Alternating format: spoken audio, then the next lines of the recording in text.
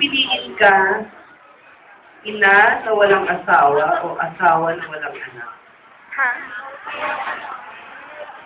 Ano gusto mong asawa?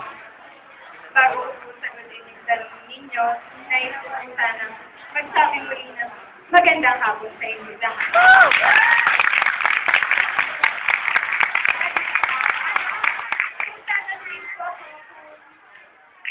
Kung ano yung pipiliin ko sa may asawa pero walang anak, o may anak pero walang asawa, siguro po, mas maganda kung pipiliin kong may asawa pero walang anak.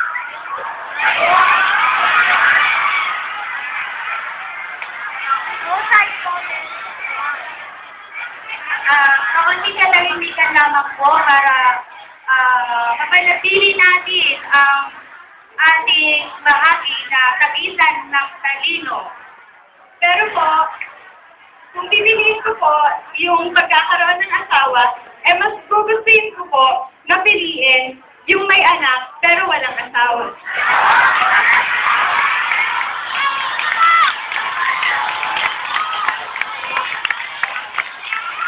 Kumabit.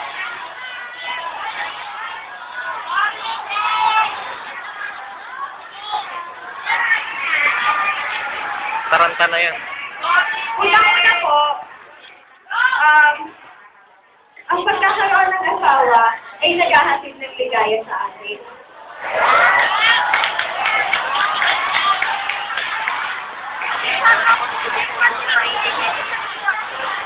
Pero sa tingin ko po, mas malaking ligaya ang inihahatid sa atin ng ating mga magulang ko. Alam ko po na isang magandang oportunidad sa kanila ang magkaroon ng isang anak na katulad ko.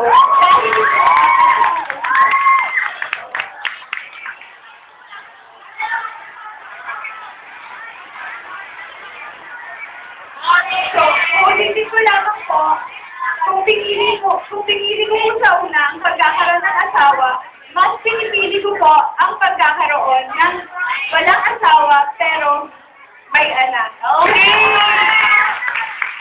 Tayo ng mga katapunan. Ang una namang lakan.